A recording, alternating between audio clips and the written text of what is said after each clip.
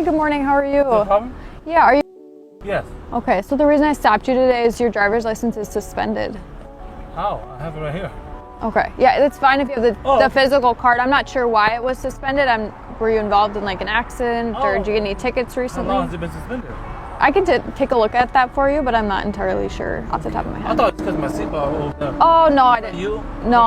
Okay, I took off and I just, I would use the bathroom at the gas station. I don't know if that was you or not, but.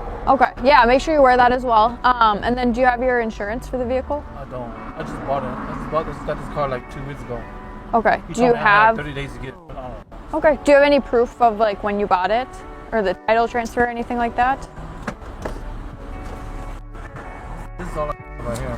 Okay, and do you have like insurance for an old vehicle or anything like that? This is all I have. No, I don't have that. Can I take a look at this?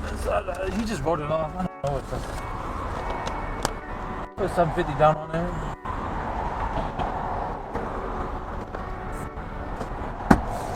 He told me he gave me a month to get insurance, so I'm sorry. Okay. I don't know if that's much or not, but. I'll give this back to you. I'll go take a look and see when your driver's license was suspended or if it shows why it was suspended, and then I'll let you know. My driver's license, that kind of made no sense. I don't know. You know that, right? They wouldn't allow me to get my license if would they? Did you just get it? I got it like 3 years ago, to be honest with you. Oh, okay. I'm assuming it happened after that then. You mean after it? You got suspended after? Probably, yeah. Oh, okay. Okay. Do you have, since you have a suspended license, I can't let you drive off with the vehicle, but do you have somebody that could maybe come pick you up or somebody that could drive the car for you? I have somebody. Okay, why don't you start working on that and I'll go take a look at that other stuff. Okay. So I noticed that vehicle, it didn't signal its lane change to merge into 2 lanes that came together on Concord. When I ran the plate, the registered owner came back with a suspended license. So I just stopped him for driving after suspension, and then while at the car he told me he didn't have insurance and didn't have a seatbelt on as well. So I warned him for those violations, and then he did get a ticket for his suspended license. So hopefully he can get that ticket taken care of and then figure out why his license was suspended so he can resolve that issue and not have any more tickets on his record. My name's Officer Keding. I'm currently assigned to patrol on day shift. I've been with the police department for 5 years. I started out my career here as a community service officer while I was finishing up my schooling. I also did an internship here through my 4-year degree. Once I was completed with my 4-year degree, I started as an officer back in 2021. I went to school to get my 4-year degree at Metro State, where I got a bachelor's degree in law enforcement with a minor in mental health. Prior to that, some experience I had in law enforcement, I worked in security for a hospital in the metro area. And then I also did law enforcement explorers with the St. Paul Police Department, which is kind of where I got my start in this career field. I wasn't always interested in being a police officer. I wanted to be a social worker for a long time.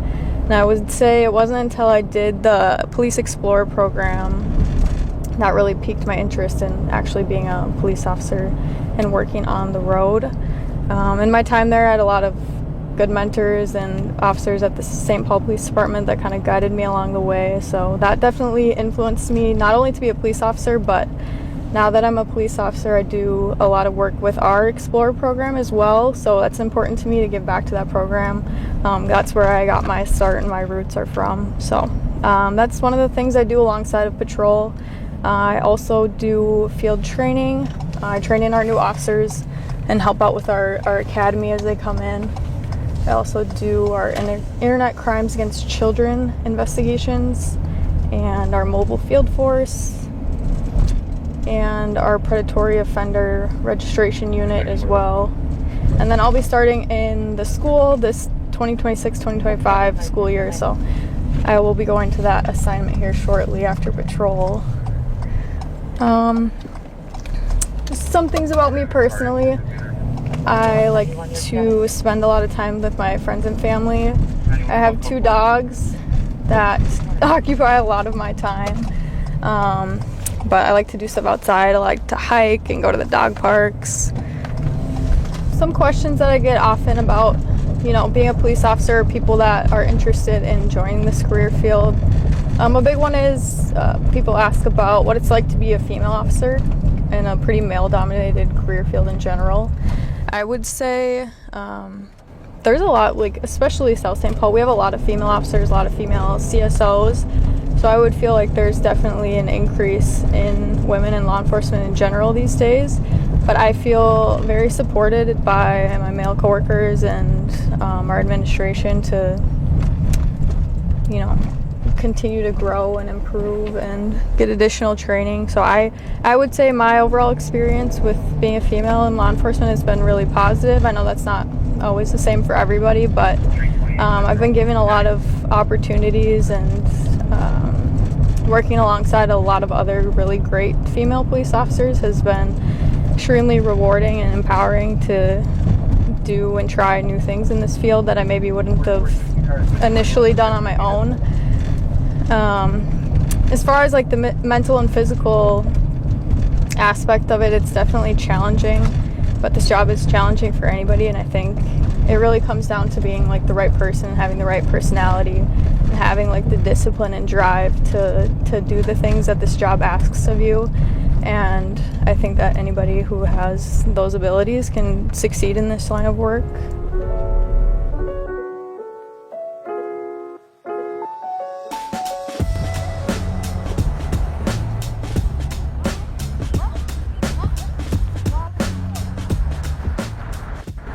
I totally missed it. What's your first name?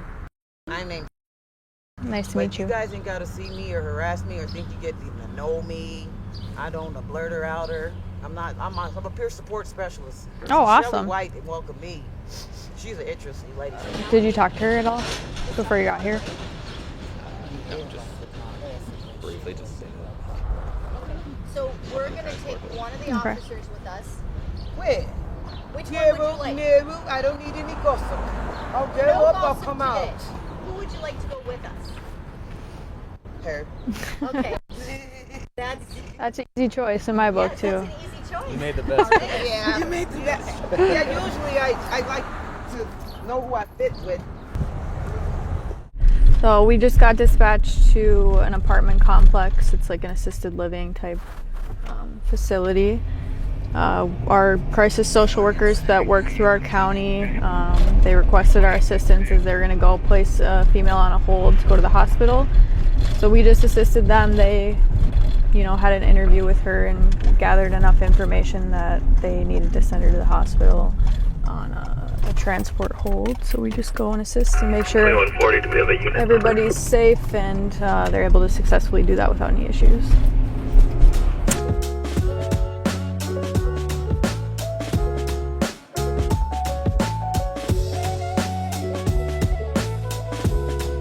We just responded to a rental property that it looks like the tenant's moving out at some point here in the next week or two. There's been multiple complaints of the dog barking and kind of causing a disturbance in the neighborhood. So people are just concerned that the dog might be left unattended in the house with no food or water. And we were able to speak with the owner, and it sounds like the dog is pretty much left unattended, but they stop in there occasionally to feed it and give it access to get in and out of the house as it wants. So our community service officer was going to stay and kind of investigate the habitual barking aspect of it and cite the owner if it was applicable, because the dog is causing a disturbance for the other neighbors in that area.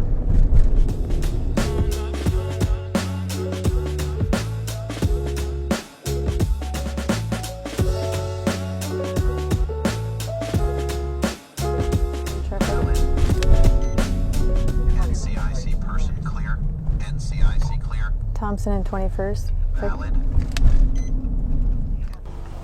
Headed to the auto parts place now. Oh, perfect. Okay. Yeah, totally cool. Okay. Yeah, I was going to say it's hard to tell when you're braking because the lights are out, but I'm glad you're on your way there now. Yeah, I was trying to look up the number, but I couldn't find it, but I figured that they would know up there. Yeah, up in West St. Paul? Yeah, well, Okay. whatever that place is, wherever that is on Robert Street. Sure. There's whatever a it's couple O'Reilly or places. whatever. Yeah, absolutely. Do you mind if I just take a look at your insurance and your driver's license? Yep. Anyhow, okay. All right. Well, I won't keep you from getting fixed, and hopefully it's easy breezy, and they can help you out with that. Yeah, bulb and ice cream. That's my. Yeah. There you go. My goals today. That's important. Yeah. Ice cream especially. All right. You have a good rest of your day. You too. Take care. I just stopped that vehicle. As they came up to the stop sign, I just noticed that 2 out of their 3 brake lights weren't working.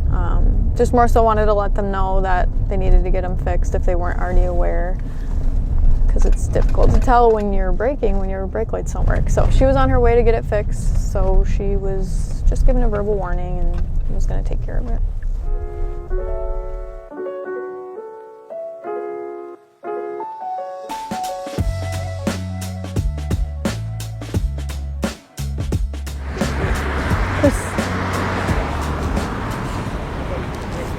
No, he said do something cool, so I acted like I was at his friends.